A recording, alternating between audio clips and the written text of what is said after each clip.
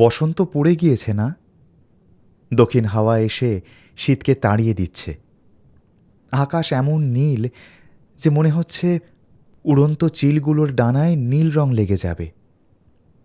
এই সময় তার কথা আমার বড় মনে পড়ে। তার কথাই বলবো।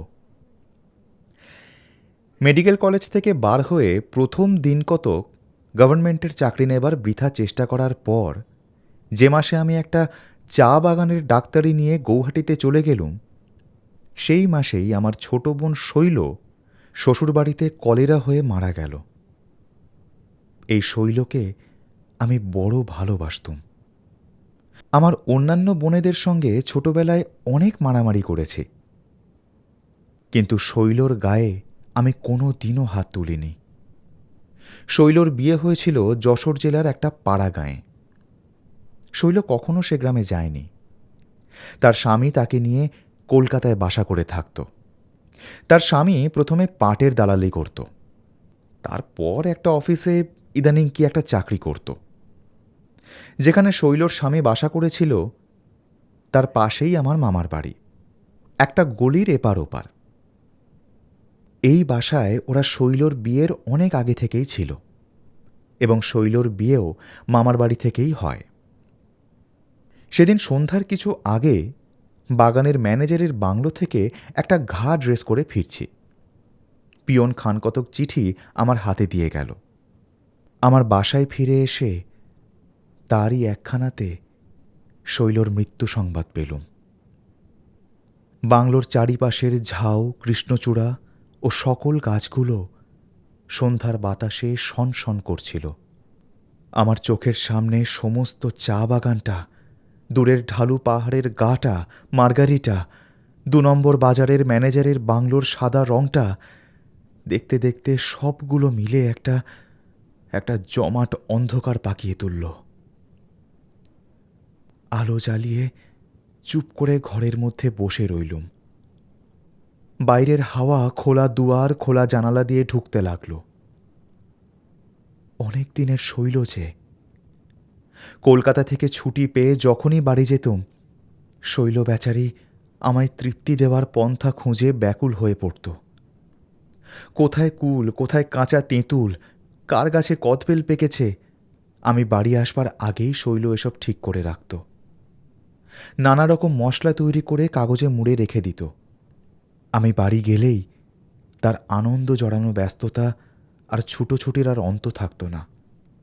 গ্রীষ্মের ছুটিতে আমি বাড়ি গেলে আমায় বেলের শরবত খাওয়াবার জন্য পরের গাছে বেল চুরি করতে গিয়ে ঘরের পরের কত অপমান সে সহ্য করেছে। আমারই জুতো বুনে দেবে বলে তার উল বুনতে শেখা। সেই শৈল তো আজকের নয়। যত দূর দৃষ্টি যায় পিছন ফিরে চেয়ে দেখলুম কত ঘটনার সঙ্গে, কত তুচ্ছ সুখ দুঃখের স্মৃতির সঙ্গে, কত খেলাধুলোয় শৈল জড়ানো রয়েছে। সে আজ ওই আকাশের মাঝখানকার জলজলে সপ্তর্ষিমণ্ডলের মতো দূরের হয়ে গেল। ঝাউ গাছের ডালপালার মধ্যেকার ওই বাতাসের শব্দের মতোই ধরাছোঁয়ার বাইরে চলে গেল। তার পরদিন ছুটি নিয়ে দেশে চললুম। বাড়ির সকলকে সান্ত্বনা দিলুম। আহা, দেখলুম আমার ভগ্নিপতি বেচারা বড় আঘাত পেয়েছে। শৈলর বিয়ে হয়েছিল এই মোটে ৩ বৎসর। এই সময়ের মধ্যেই সে বেচারা শৈলকে বড় ভালোবেসে ফেলেছিল। তাকে অনেক বোঝাবার চেষ্টা করলুম। শৈল প্রথম বুনতে শিখেই আমার ভগ্নিপতির জন্য একটা গলাবন্ধ বুনেছিল। সেটা আত্মৈরী অবস্থায় পড়ে আছে। ভগ্নিপতি সেইটে আমার কাছে দেখাতে নিয়ে এলো। সেইটে দেখে আমার মনের মধ্যে কেমন যেন একটু হিংসে হল। আমার জুতো বুনে দেবার জন্য উল বুনতে শিখে শেষে কিনা নিজের স্বামীর গলাবন্ধ আগে বুনতে যাওয়া। তবু তো সে আজ নেই। পরে আবার গৌহাটি ফিরে গিয়ে যথারীতি চাকরি করতে লাগলুম। দেশ থেকে এসে আমার ভগ্নিপতির সঙ্গে প্রথম খুব পত্র লেখালেখি ছিল।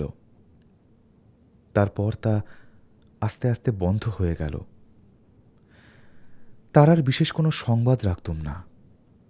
তবে মাঝে মাঝে মামার বাড়ির পত্রে জানতে পারতুম সে অনেকেরই অনেক অনুরোধ সত্ত্বেও পুনরায় বিবাহ করতে রাজি নয়। বিবাহ সে আর নাকি করবে না। এই রকম করে বিদেশে অনেক দিন কেটে গেল। দেশে যাবার বিশেষ কোনো টান না থাকাতে দেশে বড় যেতুম না। আমার মা বাবা অনেক দিন মারা গিয়েছিলেন। বোনগুলির সব বিয়ে হয়ে গিয়েছিল। আমি নিজেও তখন অবিবাহিত।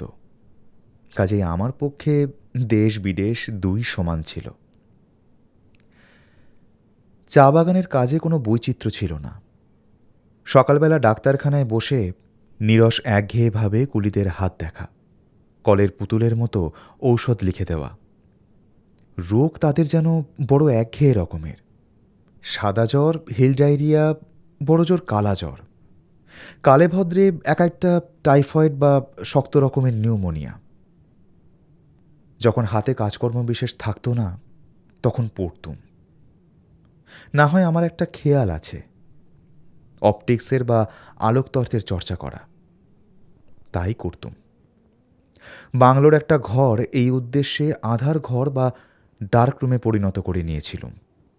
কলকাতা থেকে প্রতি মাসে অনেক ভালো ভালো লেন্স আর অপটিক্সের সব বই আনাতুম। বছর তিনেক এইভাবে কেটে গেল।